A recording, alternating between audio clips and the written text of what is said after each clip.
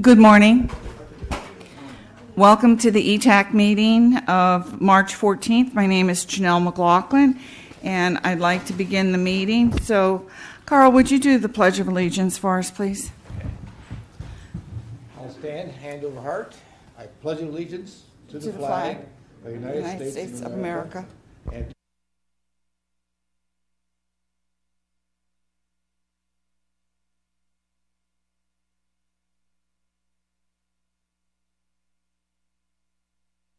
Thank you. Can we have roll call? Carl Benninger. here. Isis Calvario requested an excused absence. Janelle McLaughlin. Here. Tom Morrissey requested an excused absence. Desi Reyes requested an excused absence. Gilad Salman. Here. And Bruce Bauer. Here. You do have a quorum, ma'am. Thank you. Thank you, Madam Secretary. We have here the consent calendar. If you'd like to review the consent calendar enclosed, we sent ahead the minutes and the report on the trees a few days earlier than normal, so that gave everyone opportunity to read the 36 pages provided. Do I have any recommendations, omissions on the consent calendar? Just a quick question: is that do we have the full agenda packet here at all, or is it just this one? Thank you, Lori, for providing the full agenda.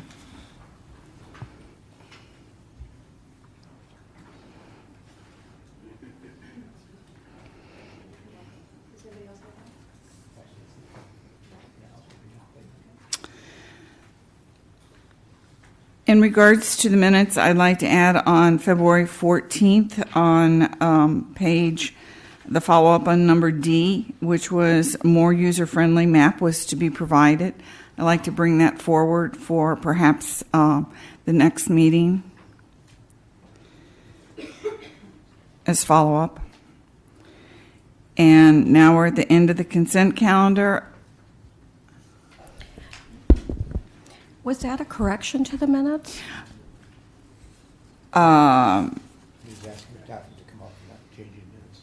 It's not changing the minutes, my error. Very good. It's to bring it forward to our vision right here in the minutes. Just a reminder. A reminder. Thank you. Okay, thank you. Again, any admissions or additions to the consent calendar? I move that we accept the minutes. Do we have a second? Second. So moved in second. I would like to just ask a favor, is that under ETAC we do RSVP if we're going to attend the meeting. So just a reminder to our commissioners, Mr. Bauer, that is the normal procedure here at ETAC. So we, as soon as we get the agenda sent to us, we then respond. All right, very good. Thank you. You bet. What we have is new business, and I'd like to move forward our sewer system master plan since we have guests here today. So, welcome. Thank you. Oh, the motion? Oh, sorry. So, Carl, you made the motion, and Gil seconded, and Bruce seconded, and may we have a vote? All those in favor? Aye. Motion carries. Okay, back to new business here, and we welcome you and thank you, the Water Sewer System Master Plan. Good morning, everyone. Madam Chair, members of the committee, this morning we have a presentation for you on the Sewer System Master Plan. The plan was commissioned about 2 years ago to develop a plan for us to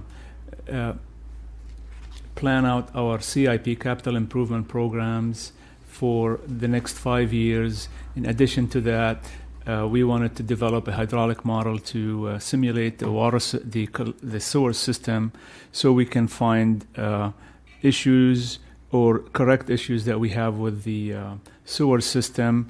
The reason the plan took a few years to develop is because it's been dry, and we wanted to really calibrate our hydraulic model to simulate wet conditions. So we had to wait a little bit for wetter months so we can take measurements in our flows in the sewer system.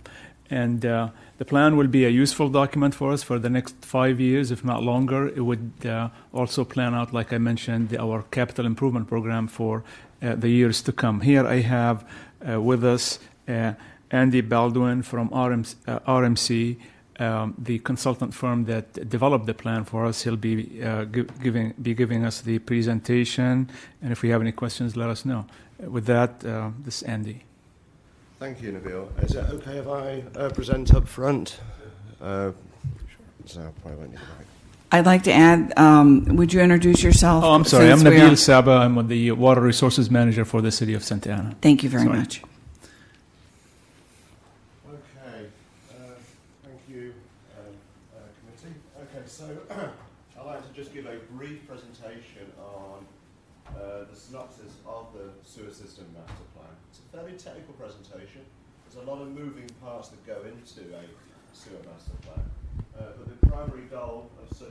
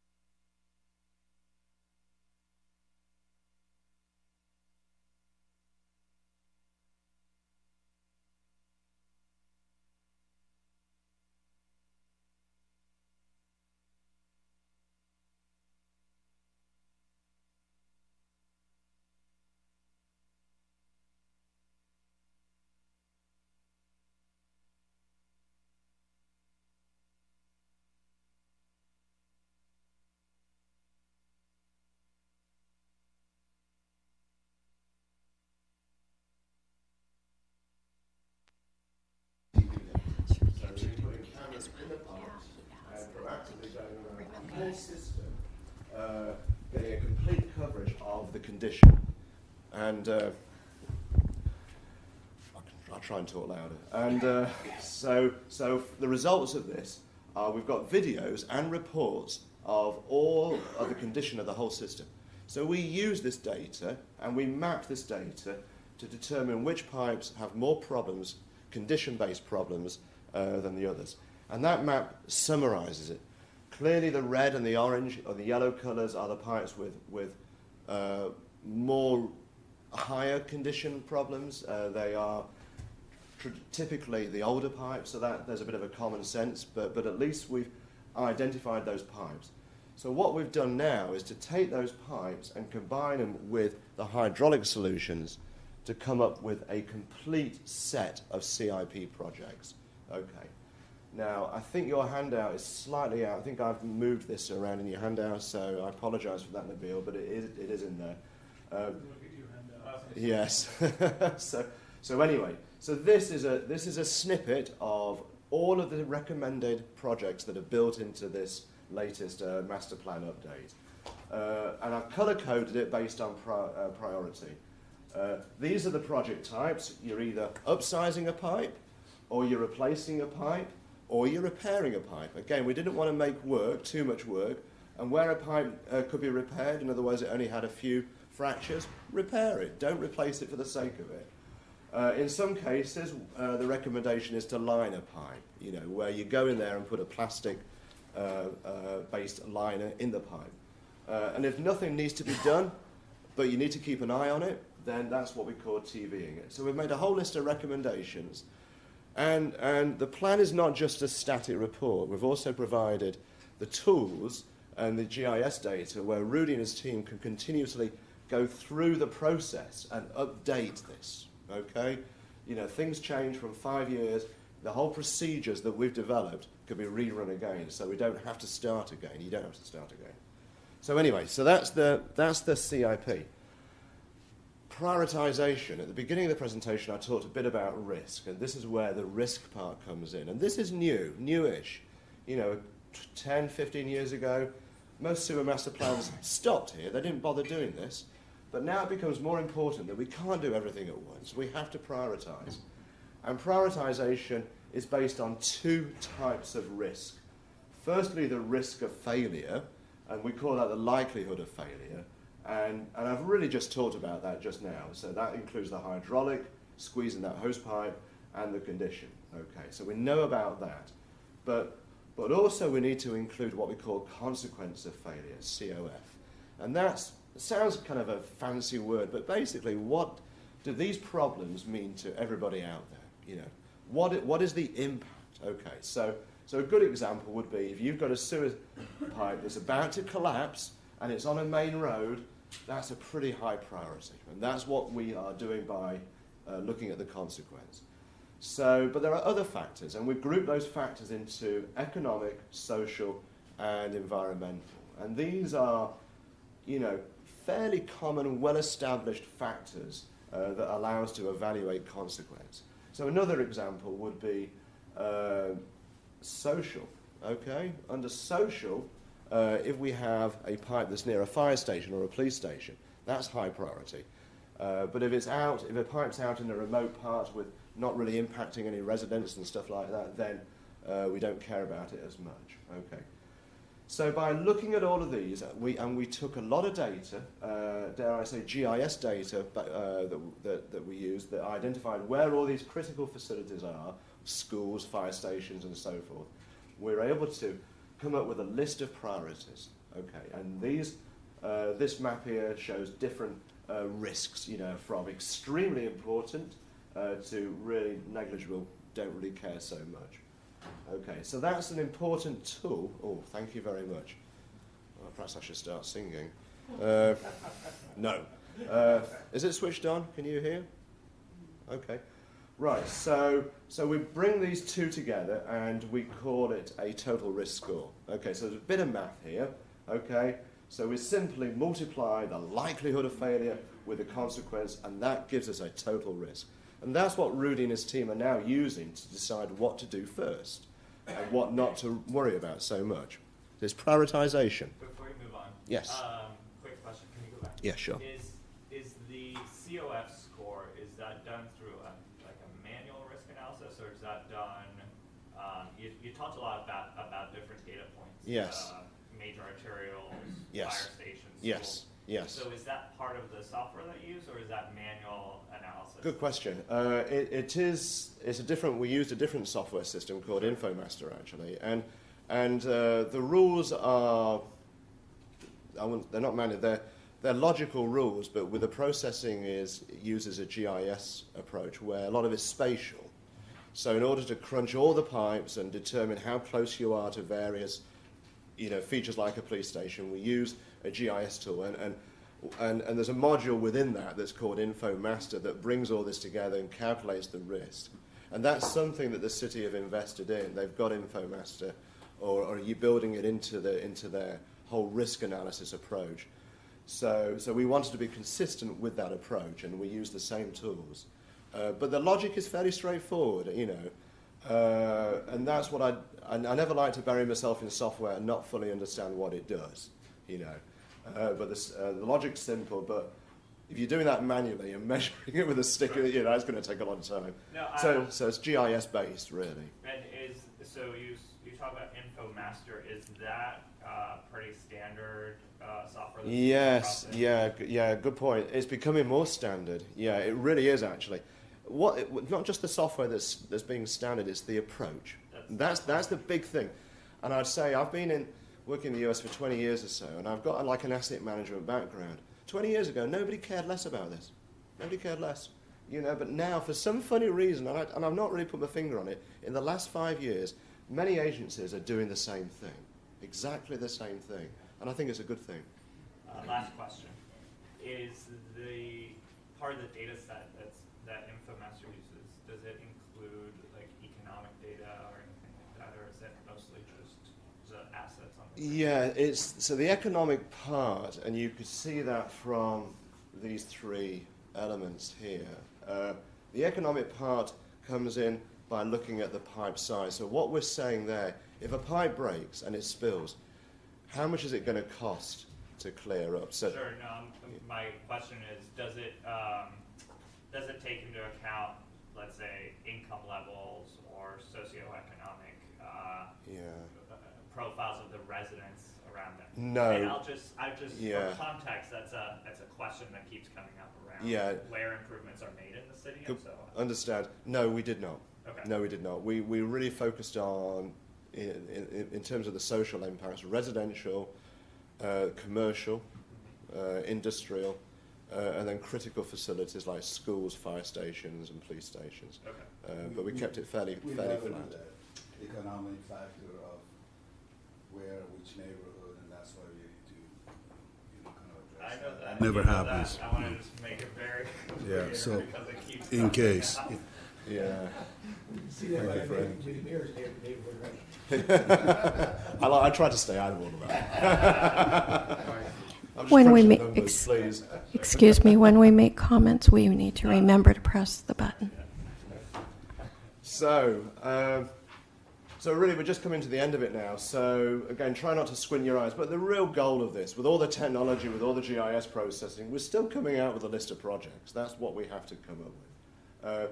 And those projects are prioritized. And this is just a snippet of the list. We broke them into a short-term, a 5-year plan, and then an ultimate plan. This is the 5-year plan. And we grouped the projects to be done in the relevant fiscal year. So we got from now, effectively, all the way through to FY 2021. And we came up with the total cost of the projects per fiscal year. And then we identified which ones were the capacity-based projects. We felt some of those were critical because sewer spills, you don't really want that to happen. So we highlighted those. And we calculated a cumulative budget. And in summary, the 5-year plan is coming in, by today's costs of around about 23 million, to fix these immediate projects, I should say. Quick question. Sorry. Yeah, sure. That's all right. As you can see, this is very exciting. So I see there a column for lateral costs, and that's included in the total cost. Yes. Fred, can you talk? I think sometimes when there's lateral work, it's on the homeowners. Like, is that cost just completely part of the CIP, or would any part of that typically end up on homeowners when? The laterals, the maintenance of the laterals is on the homeowners if it's normal type maintenance. If the lateral is collapsed and there's a problem with it, it's the city's responsibility to replace it from the property line to the sewer collection system or to the main line. Sure. That part of the estimate is really to replace those laterals when we're building those lines. Okay, fair. So the lateral piece that we're talking about is from the frontage of the property line down to the sewer. Right. Okay. So, I have a question. Is there a study done on the relationship of number of trees and the damage on the sewer lines, and the type of trees, or what causes, because the roots are also a pretty big factor in damaging. Because I thought maybe a chairperson would want to know about that. Well, I guess sort of indirectly, the impact, we talk about roots, and those roots, root problems are identified when the city are doing and continuously doing the CCTV, the condition inspection. So there are records of pipes that have root issues, and the severity is recorded and flagged. And that information has been built into this plan. So where pipes have root issues, and they're significant, those pipes will need to be replaced, or something needs to be done. Now, where those roots come from on the above ground, I can't say for sure. The question is, is there any study done between the percentage of degradation caused by tree roots, earth movement, other factors, or just flow over the years? I don't know of any studies like that directly related to trees. Not directly. Right. So wrapping up now. Okay. Andy, I'm sorry. One quick question. When we replace the pipes, are we going with plastic versus cement? Seeming that plastic would be more reliable long term. Well, the ultimate material that's going to be used, that gets decided at the design stage. So I've not really, in terms of size in the pipes, my focus is on the size from a capacity point of view. The material depends on the preferred technology by the department, and also the type of replace, whether it's going to be fully replaced or whether it's going to be lined. Rudy, I don't know whether you want to elaborate on. Vitrified clay pipe and PVC depends on the soil condition and the loading when we're replacing these lines. A lot of times we like to reline existing lines. If the line itself flows and there's not much of a hydraulic concern, if it's structural, then we could, well, not structural, but if the condition is deteriorating, we can reline these lines and not having to replace all of them. So really it's condition based on what we have, and it depends a lot of time on the designer on what material we're going to be using. So we use variety of material right now. Does your calculation take in slip factor? Obviously, plastic slips is not as drag as if there are cement. Yeah, good point. We do look at what we call roughness, which increases, adds friction to the flow. But the thing is, even with a brand new lined pipe, or even a brand new PVC pipe, I tend to be a wee bit conservative, and it will start off nice and clean, increase the flow, but you kind of want to anticipate in the future, it will get dirty.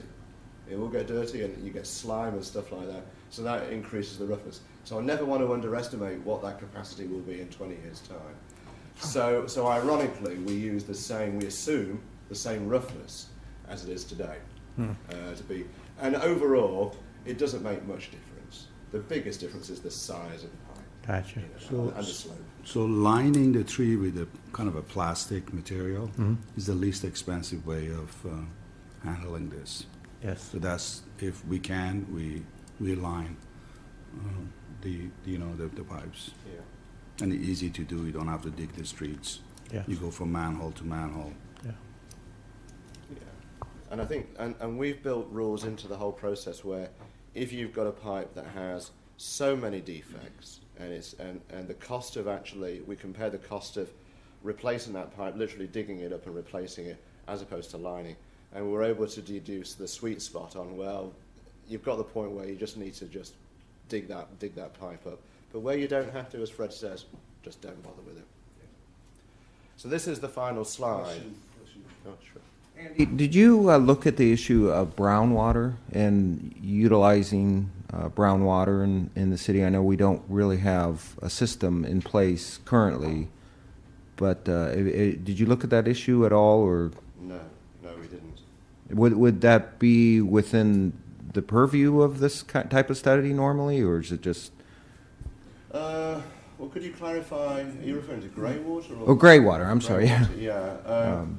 Well, okay. So the analysis takes into account, peak wet weather flow, which is coming in from some kind of inflow. So the flow itself, as well as you've got the peak wet weather flow, you've got the dry weather flow component, the domestic dry weather flow. Now, grey water would reduce that potentially, but so it could have an impact if it was a significant amount. But when you take a step backwards, still the biggest dominating flow factor is the wet weather I&I, even by today's situation. So the significance of the grey water, hazard a guess, probably wouldn't be huge, but we didn't take it into account. But it could, something that could happen in the future, possibly. Was that your question? You talking about recycling water, or Well, yeah, using the recycled water, or Yeah, I for mean, other other purposes? cities like Irvine, they utilize gray Yeah, water to yeah. landscape, and they had no problems during the drought. Everything was saved, and we don't have such a system in place. I know that's because Well- it's been built out, the infrastructure. Go ahead. We do have you're mentioning recycled water. Yeah. Recycled water is right now provided to the city's south part of the city uses recycled water. In some of the parks, some of the medians do use recycled water, just like Irvine does, but there's not enough of it for us, for the entire city of Santa Ana to use recycled water. But we do have that system in the south portion of the city, just because the infrastructure that was built by Orange County Water District and financed by them, it didn't extend enough far into the city.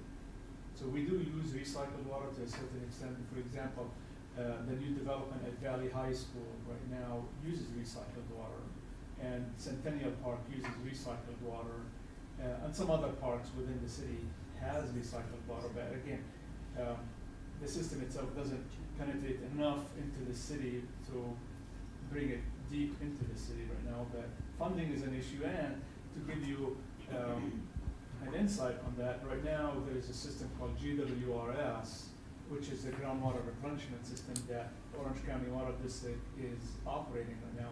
They are taking all the wastewater that's available and taking that water into the GWRS and replenishing the groundwater basin with that water. So to them, that is a better investment than making it a recycled water, using it for irrigation. The purpose for the GWRS is to replenish the groundwater basin. And so there is a kind of a fight between the recycled water used for irrigation versus recycled water used for replenishment of the groundwater basin. So the groundwater basin is a higher priority right now. So they're not trying to right now expand on the recycled water system, at least for the next 5 years. There's not enough flows to satisfy both competing projects. So they go to the groundwater replenishment system more than the recycled water. So in other words, all the water, gray water, from Santa Ana is being used. It goes. We don't have the facility we have to treat it. We don't have the facility to treat it, but it goes to Orange County Water District and their system. They treat it, and then they make a determination whether they're going to inject some of it into the ground or to use the recycle. It doesn't get wasted, basically. Yeah. It doesn't go out into the ocean or anything like that. all would be recycled, one way or another. All right. Where's that gray water coming from? Wastewater. I mean, different isn't, maybe I have my terms wrong. Isn't it once it's in the sewer, it becomes black water? Like gray water tends to be before. It Gray water is basically your water in a domestic house. Sure. It's the water that comes from the showers, from the sinks, and not from the toilet. Right. Yeah, in some situation, that water inside the house or within the premise is segregated into gray water, and then the rest would be sewer. Right. That water, the gray water, can be recycled and used within the premise for irrigation, and Right. I think that's all the use that you could use for it. I'm not aware of that many systems in Santa Ana that uses gray water, but that's an option for the homeowner to do.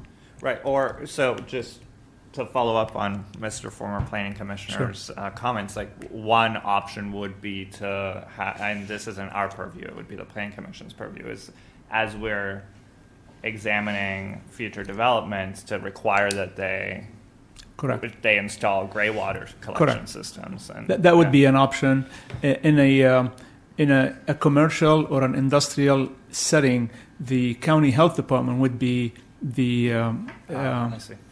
would be the agency to approve these systems. In a house, then it's the individual. Those systems tend to be very sensitive. If you have a gray water system and you're not maintaining, can cause health issues within the house if you don't maintain it, or the house changes hands. And it's costly to separate those two systems within a house. So, Right. sure. Well, I think we're about done anyway. Just summarising, the slide here shows the projected cost for the 5-year CIP improvements, again for the sewer system. And but we also looked at what would it cost to fix everything that we identified capacity-wise and structural-wise. And that total cost is up to around about 93. So things aren't cheap, but a lot of the improvements that have been made, till now have helped a long way. Dare I say, it could be a lot worse. But this is really the final result of the 2016 sewer master plan. So thank you, ladies and gentlemen. Thank you, Andy. I'd like to make points of clarification because the microphones were not on when the question was in your PowerPoint. You used the word social numerous times, and I would like to define what that meant in your PowerPoint, which was such as fire, industrial area, commercial areas, schools, and recreation parks. And so when you referred into your presentation, the word social meant those areas. That was a question by Commissioner Gill, and the microphones were not on. Okay, let me just go back to that slide. You just passed it. Oh, sorry. There we go.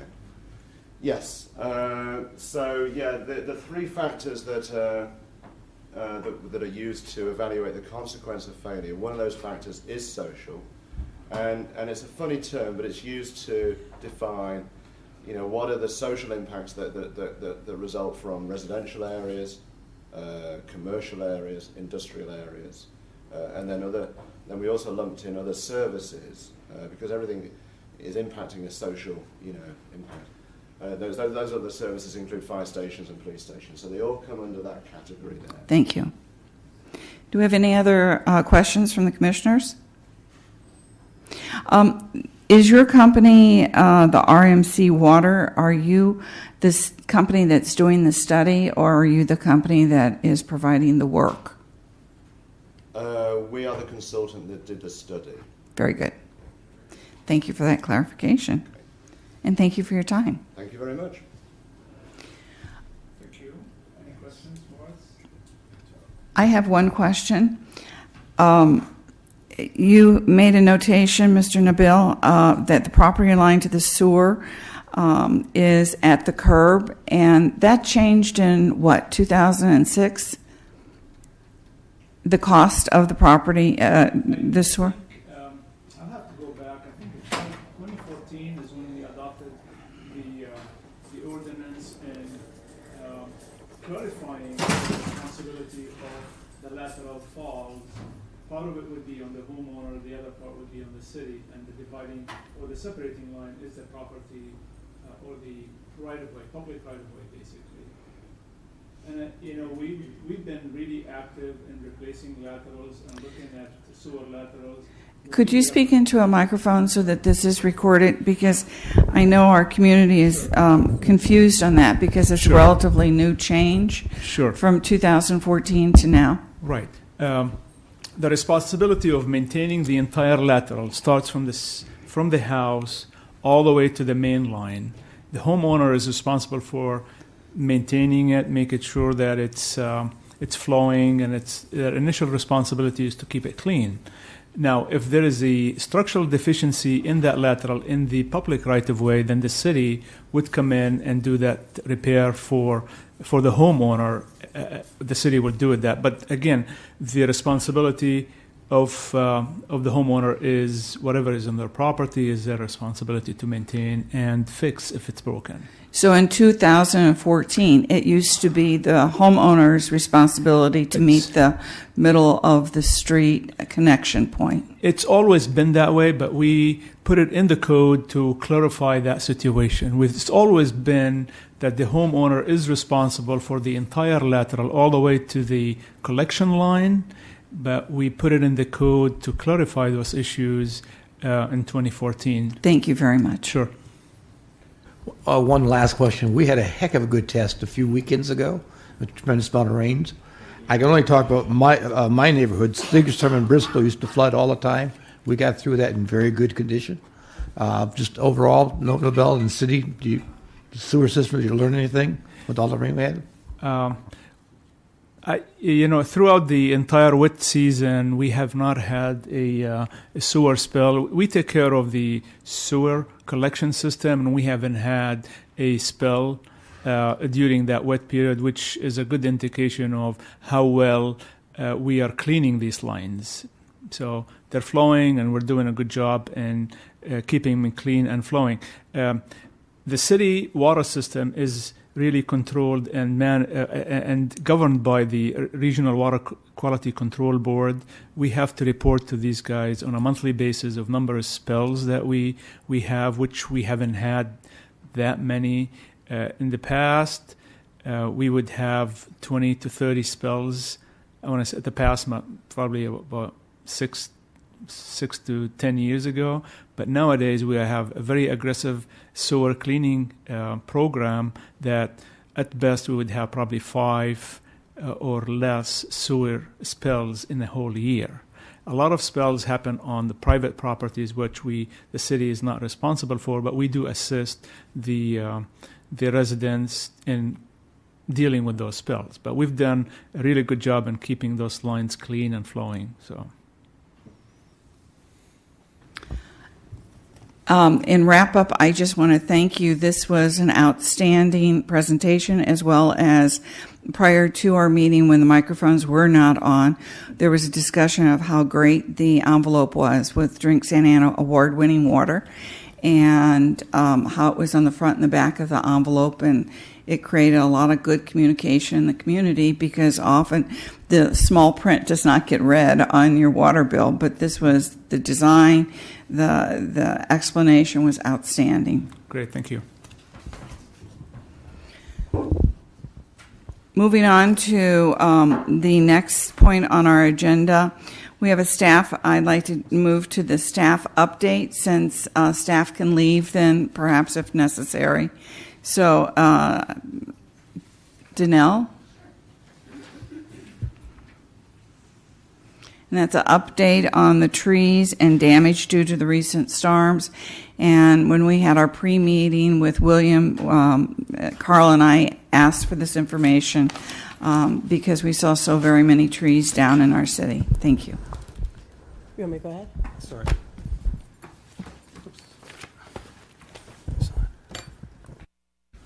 Good morning, Madam Chair, fellow committee members. I'm Pedro Gam, Public Works Maintenance Manager.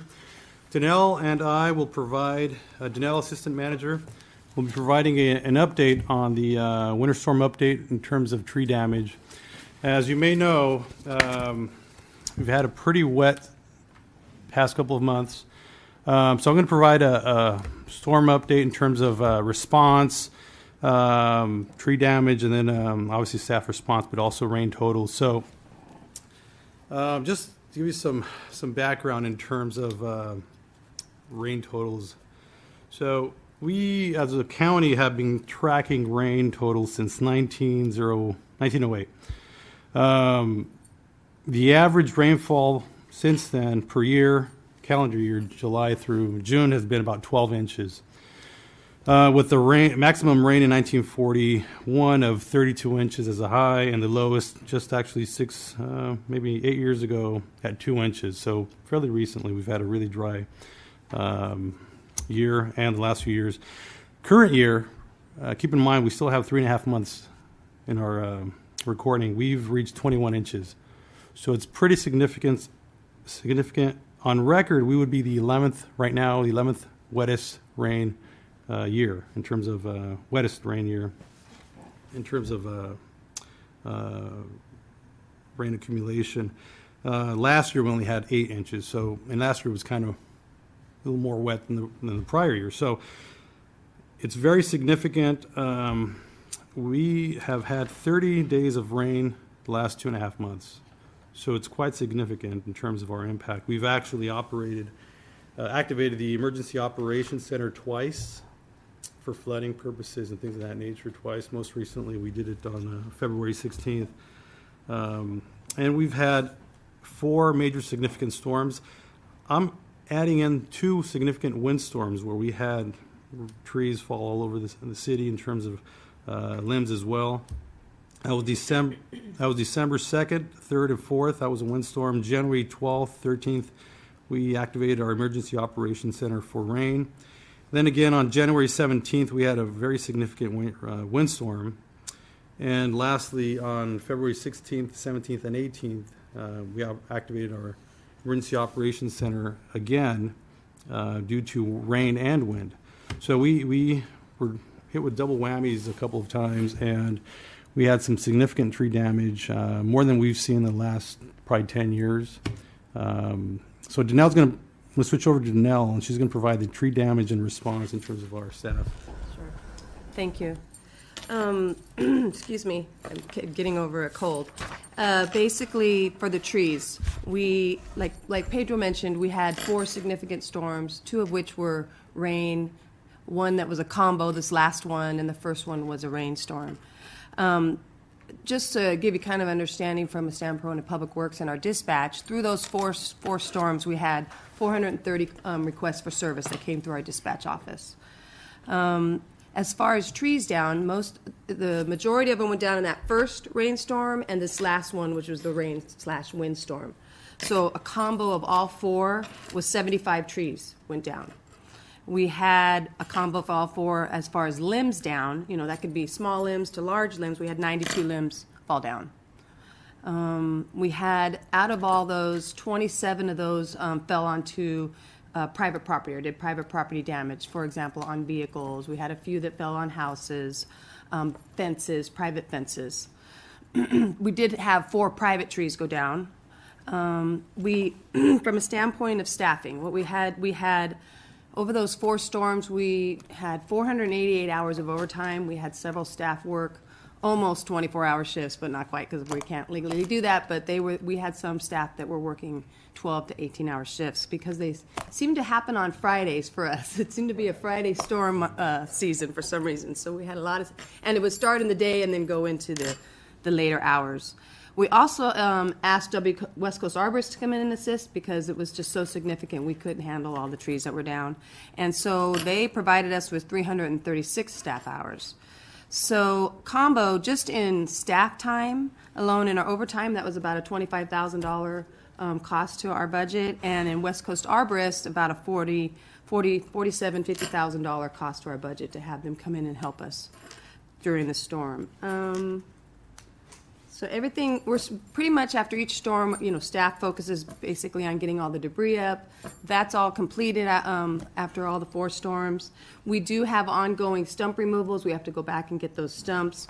We're anticipating to have that done by mid-April. So you may be seeing some stumps out there from those 75 trees. We will get those down by mid-April. We did send out, and you probably saw them, the nixles about the sandbags. Those all come from Public Works. We gave out probably almost 4,750 sandbags at the city yard throughout those 4 storms. Most of them, 2,500 went out just on this last storm. Everybody was after the first. They learned their lessons on the first couple, so they all came on that last storm. And with that, if you have any questions, we're here. Just a quick question about the sandbags. Sure. What do people typically do with them after the storms? Do they just throw them out, or because I tend to see them just kind of laying out in the sidewalks for a little while? Some people keep them, and they get really hard if you break them up, just like a bag of ice. They'll kind of loosen up, and we've tested that because we have some at the yard, city facility. Some people put them in their garden. Some people dispose of them some way, some legal way. I think they can contact Waste Management as well, and they can coordinate some type of removal in the green waste. But basically, they're recycled. This year was the highest that we've given out. More than half staff filled. So at the end of the night, after they picked up all the trees, we went back and we have an auger where we fill sandbags, and we set them up for the public to pick up, to expedite that. It's a self-serve station, but our rains were so significant, we don't want people standing out in the rain. So Public Works staff, water and maintenance services put out some floodlights, and we're out there, like Danelle mentioned, almost the entire night and the entire weekend, really. So some people just had 4 hours, 6 hours sleep, and then they came back the next morning. So part of that was filling sandbags at the end of the night. So the pre-notice, and as mentioned by Danelle, the notifications really helped out. A lot of people were really happy, and they took the max, and then would come back the next storm and grab some more and things of that nature. So it's free to the public. I know there's some other facilities like the county fire authority that provides some sand. They don't provide sandbags. We provide both. So it was a hot station. So we had staff manning that as well, over and above the response. We had a tree go down on Bear Street, right near the railroad tracks, near my neighborhood. And I want to compliment the city how quickly they came out to get the road clear and get the tree cut. We still have a stump, and that will be taken care of.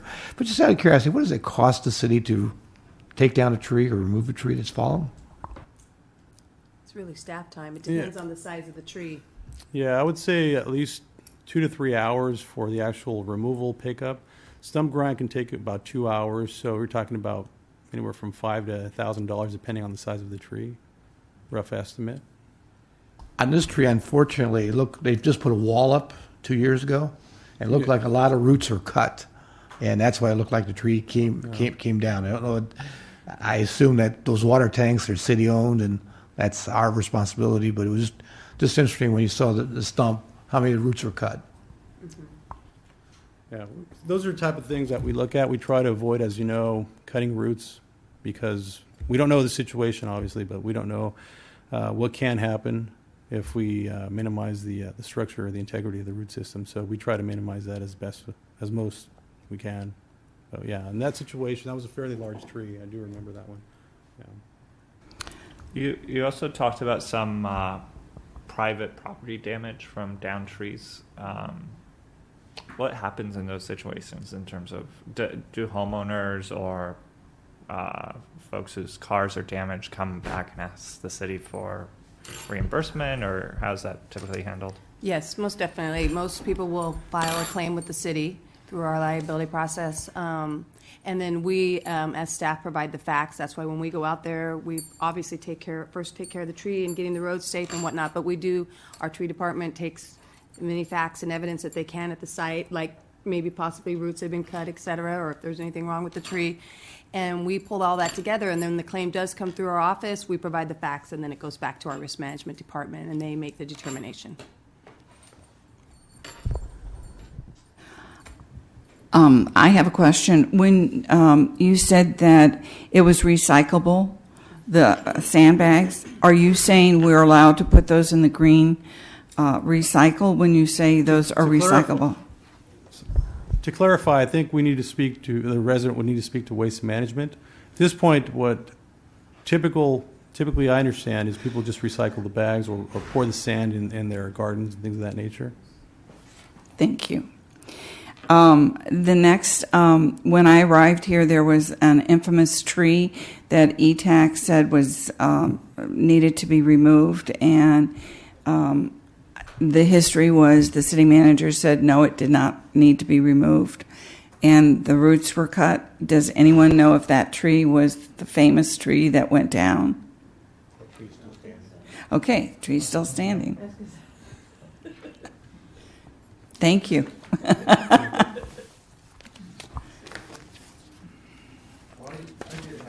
Sure. Oh, sorry.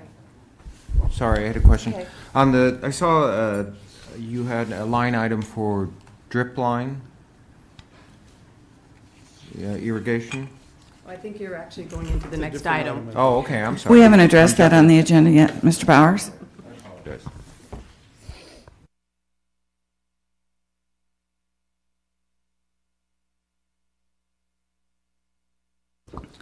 Proceeding back to the next item on the agenda, which is the approval of the ETAC funding request. What we did is the committee worked with William.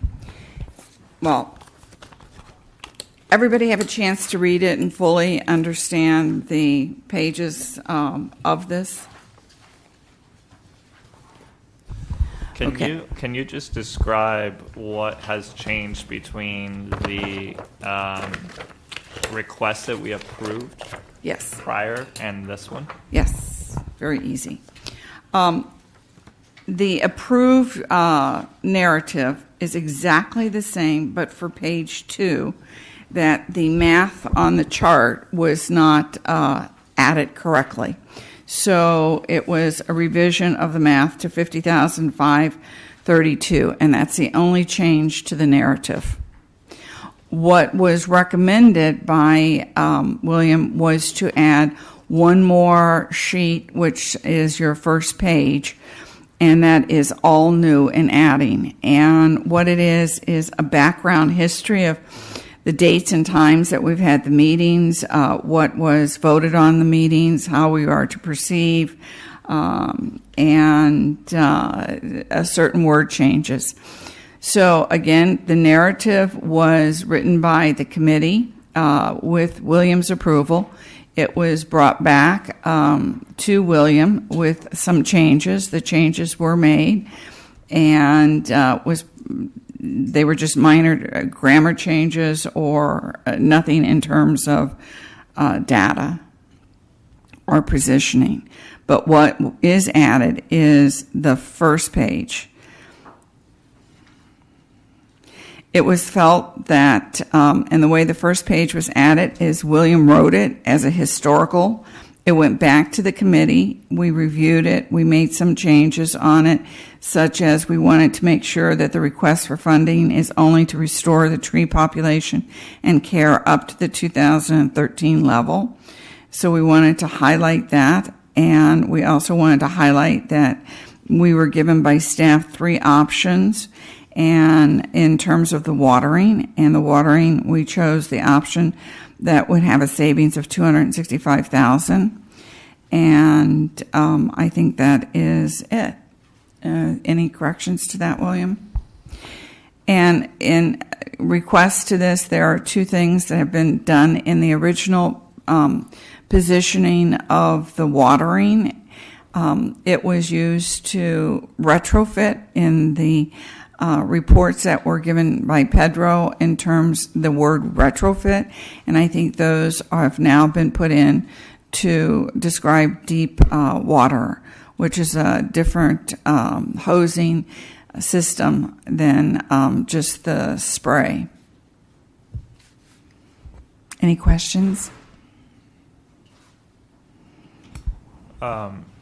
So in the background in this narrative that's been added, I'd like to request that since we talk about A, B, and C plans, that we actually include those plans, those different options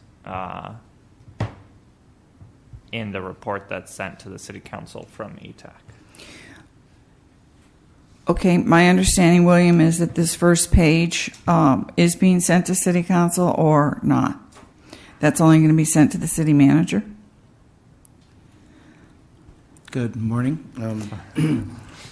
This first page is intended to be a summary, and because it's a budget consideration, generally speaking, if you provide a lot of information up front, it's going to get lost. So we want to be right up front with what is the financial implications of the requests. So that's the purpose of the first page. If we add the other options, we can certainly send that. We can either send that via the minutes from the presentations at the prior ETAC meetings back whenever that occurred in September of last year. That can be sent along with this report. So it's however the ETAC wishes to get that done. So we. Gil, I want to say is that we realize that the narrative did not cover those options, and that's the reason we, Dan and Carl and myself at one of the narrative meetings wanted to make sure that the city knew that we were saving that amount of money. And you're right, it is not in the original narrative, and this is the point that William suggested that we add. So I'm open to whatever anyone thinks is the best. No, that's fair. Let's keep it as is. Just also, as I understand it, that the item is to approve the request, but we've already approved the funding request, and so I assume, and I'd like some correction on this, that we're only voting now on adding of this narrative or on what? We could approach it as adding the narrative of the first page because that's the content, but I think it'd be wise to approve all of the narrative since words were changed. Instead of using background, we used discussion. There were those kinds of words changed within the original narrative. So I'd like to make the motion to approve all, how many pages here? All 4 pages as submitted.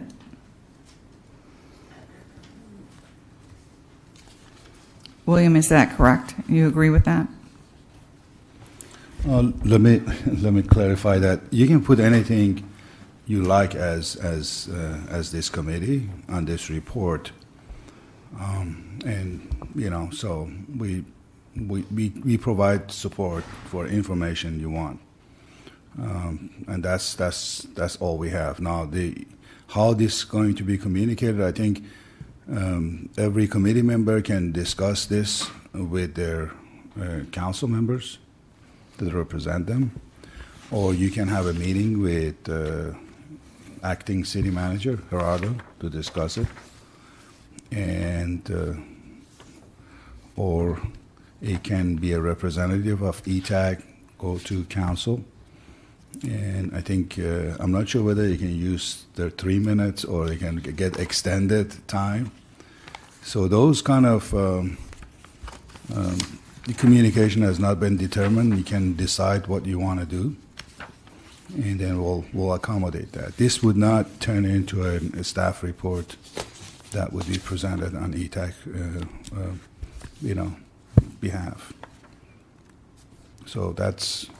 For that reason, you can have any information you want in there, and we can provide any support you like in terms of the statistical information, the cost, and provide the support there.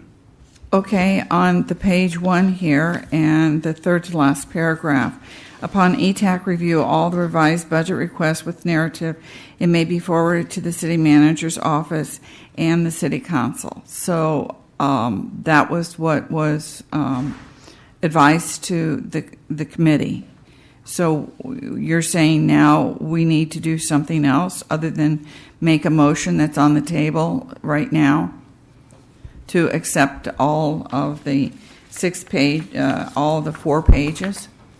No, all I'm saying is I think the communication with council has not been determined. We can have the meeting with the city manager, as is stated here. As you know, we have a new city manager. So can we make, since we have a motion, and I made a motion to accept the 4 pages as is, can we go to voting on that motion that this is the document as reviewed by the commissioners with the changes and the historical 1 page on there as they accepted by the ETAC? You need a second? Yes. And I will second it, I'd like to amend that motion. so we can discuss it. Just a friendly little amendment, and that is that we approve it and request the recording secretary of or a staff member of ETAC to forward along this narrative to the city council on our behalf. Wouldn't that come into discussion after we second it? Okay, Yeah. so let's go ahead and second, so we open discussion, and then we can take Gilad. Thank you very much.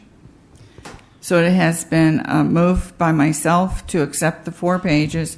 It's been seconded by Carl, and it's open for discussion.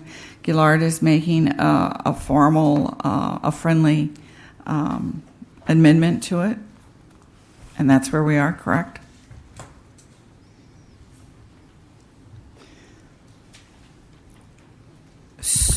It's open for discussion now. So how would that form take place? You want to send it to council? Who in council?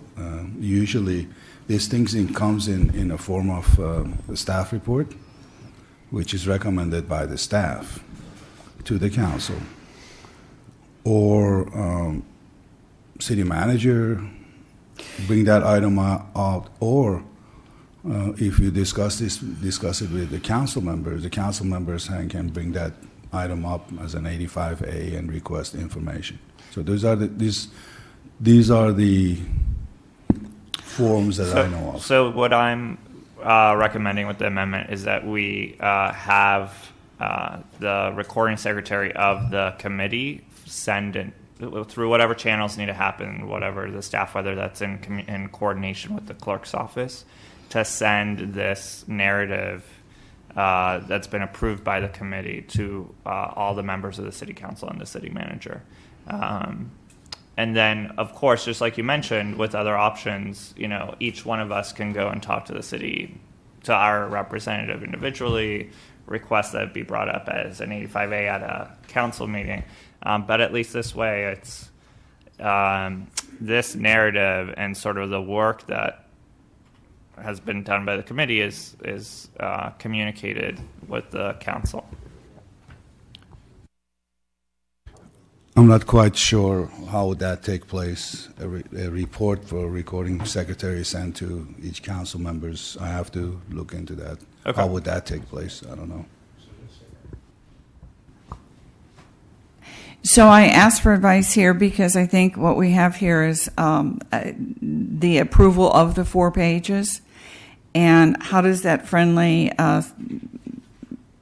go with that at this time, Gillard? Okay, I'd like to withdraw that motion and just suggest that if we approve this, that we decide today some sort of formal way that this recommendation is actually communicated to council, not in a piecemeal fashion. And so whether that needs to be staff emailing it to the council, whether it needs to be the chair of the committee saying that, dear all council members and acting city manager, I wanted to shed light on a matter that was recently approved by ETAC in our advising role to the city council.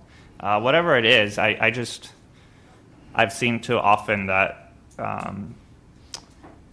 there's 2 pieces. One is that we've approved this and we've discussed it and it keeps coming back.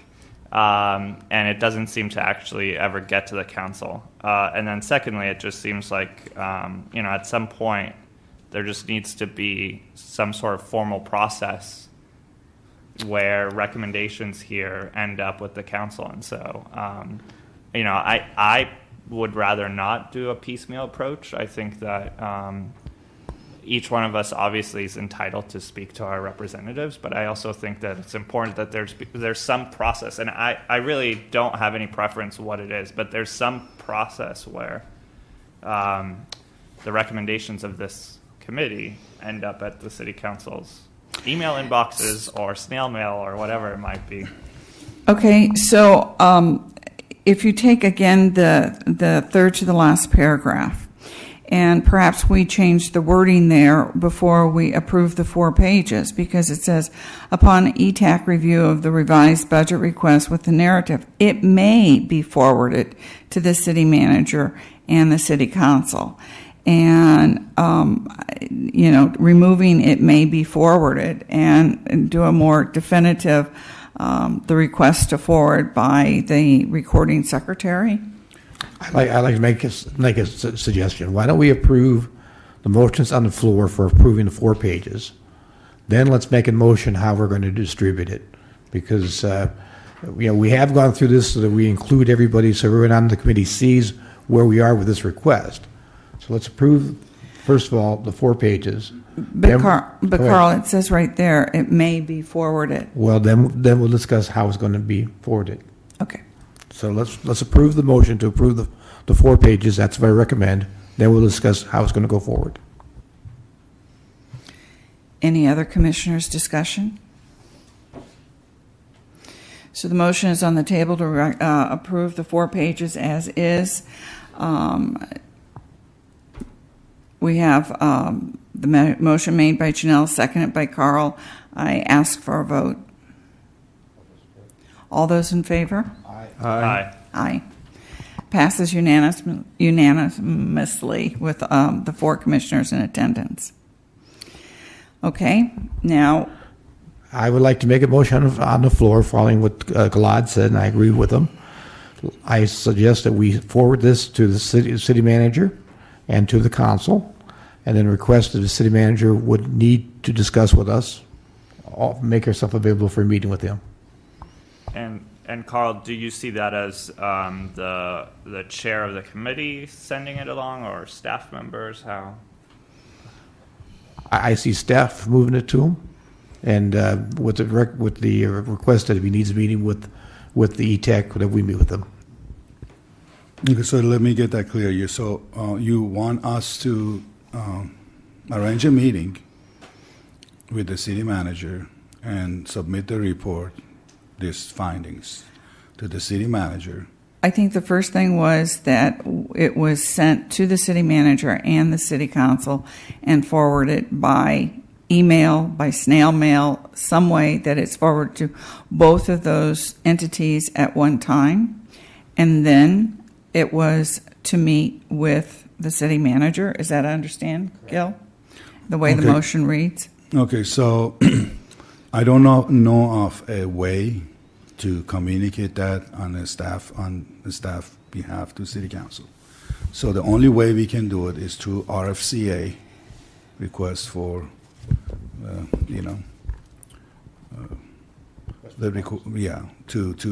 RFCA to the council.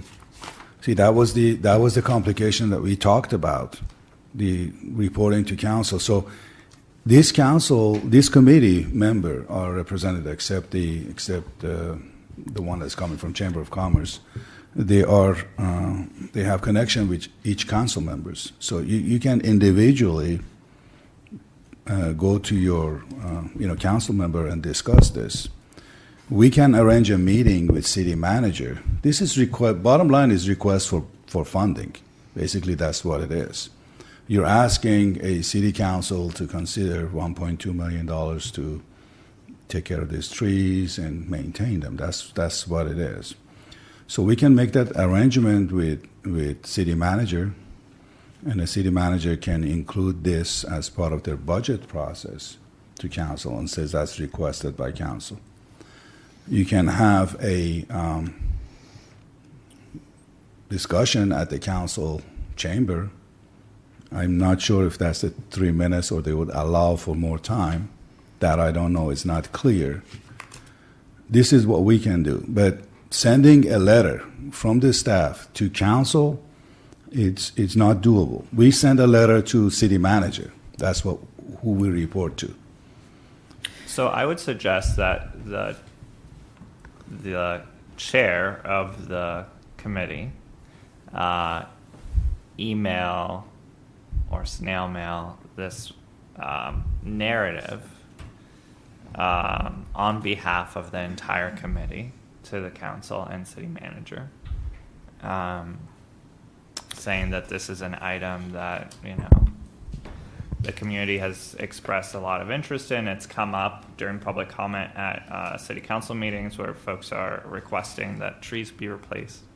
And so because of that, we took a look at it and with staff, came up with a recommendation, and that this is a specifically, citizen-led or appointed citizen committee that is recommending to the city council that they take up an action and direct city staff however they see fit. But I think that communication sounds like, because it can't go through staff, should come then from the chair of the committee, and it should just be sent out to the council members. And in that communication, you can ask individually, or one of us can ask that it be brought up as an 85A or as a work study at a council meeting to follow. So 2 things. On the original narrative, it was written as a to and from, and it was written to the city. Here, everybody had this, so I'm not passing new information. This is Gillard, pass it down to Gillard. That was how it was done. And William suggested we change that format. Do you see there? Because we did it to and from. And when the narrative was written, we wanted to make sure that city council saw the representatives from what ward and who they were on the to and from of the narrative. And it was suggested that we remove that. So do we add that back again, William?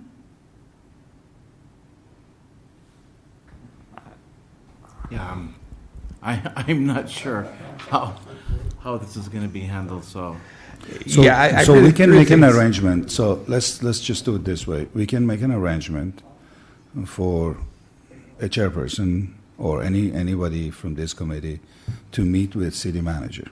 We can make that arrangement, and the city manager can give you options, I guess, what you can do in terms of taking this to the next step. Now, city manager needs to agree that this is going to be a priority item for city manager. So the reason we can endorse this as a priority item, I mean, we do think it's an important item, but comparing to all the priorities that exist right now in the city, it is not a priority item. So we can recommend that from the staff to the council to, this is a priority and we want this one first. For that reason, we can't do it. So city manager can make that recommendation, put it in their budget. You can have a contact with council members directly and have them basically recommend that in order to get the vote. So I think the next step would be meeting with city manager to see what the choices are. I mean, that would be a practical way to move forward, as well as talking with your council member representative, if you like. So I'd like to make a formal motion. I motion that we empower the chair of the committee, Janelle McLaughlin, to send an email with the narrative that was just approved to the clerk of the council, the city council, and the city manager. And that's it. And that any follow-up action by any committee members is up to their own individual discretion. Is there any second to that motion? I second that motion. Any discussion? Yes, I'd like to add just one more to that motion that we go ahead and proceed, not only to send it to the city manager, but meet with him. So would we like to read that for Lori again in total? So the motion is to empower. No, this is a new motion. This is not an amended motion. I'll do the motion, and then we can have the amendment on top of that. Or, sure. So would you like to withdraw your amendment? Yes. And I'll withdraw my original motion, yes. And I'll just make it I as withdraw. amended. Go ahead. Excellent. So the motion is that we empower the chair of the ETAC committee, that we request the chair of the ETAC committee formally send the approval that was just voted on, or the narrative that was just voted on, to the city council, the clerk of the council, and the city manager. And that we ask individual ETAC members to communicate with their council members, and that we ask the staff to set up a formal meeting with the city manager to discuss this narrative that was just approved. And I second that. With no further discussion, we call for a vote. All in favor? Aye. Aye. Passes with unanimous. So, to this point, Fred, I had asked Lori to include the John Funk presentation in our minutes. And on page 2, it says relationship with the council. ETAC acts as an advisory role. Advisory means that the committee makes recommendations to the city council, but the council has the final say. The committee may recommend policy by the council, but it makes the policy. So we were talking about in this how we do the routing of that information that John gave us at our February 14th, 2017 meeting. So does this set a procedure, or? My understanding from what the city attorney was saying, that you need to work out some kind of an arrangement to make that communication. That particular question was asked, and it's not clear how this communication with the council would take place. So we can test it the way it's happening here to see what would result. Did you see on like page 3 of John's presentation? It said outline in SAMC 33184 advisory of the City Council and the study review recommendation regarding the removal, planting, replanting, or disposition of the trees. So we're following exactly the SAM 33184, which has been on the books for numerous years. So there has to be some previous presentation or procedure, because we did ask for the notes, and we have the notes here. I really like Fred's characterization of this as a test to see how it goes, and I think Excellent. we should just move forward. Excellent. Okay. So at this point, we've had the end of new business, and do we have any public comments from the non-agenda items or agenda items, which I forgot to ask previously? No public comments? Any staff comments? No. Any Carl, would you like to make any comments ending the meeting here? No, just I'm very happy if I go along with Glad. It's been a long road, but I'm glad we're moving ahead, both on being able to talk about traffic issues last meeting and now with this amendment. I also want to again highlight to the city, we went through a heck of a test here in the last month and a half of our sewer system and trees and everything else, and I think the city performed excellent. Thank you, Carl. Any comments, Gil? Yeah, I just wanted to thank staff, Nabil, for the sewer presentation. It's obviously less exciting to me than pedestrian SAMHSA, for instance, but it's probably very, very, very important. We don't want sewer spills, so I appreciate that. One other thing, very quickly, I brought up the streetscape, and tree as a potential future agenda item. I'm really curious about whether we can get that agendized for May. But in the meantime, sort of what sort of got that started was a request by Logan Crow of the Frida Cinema there on 4th Street, where the streetcar is going to be going, and they would like to remove the tree that's not doing so well and also blocking their Frida Cinema sign on 4th Street, and they would like to pay for adding 3 street trees in order to remove it. And so, Danelle, should I have him reach out to you directly? Okay. There's a process for that. I will have him do that. Thank you. Thank you, Mr. Bauer. Just wanted to thank staff for the edifying presentations. Thank you.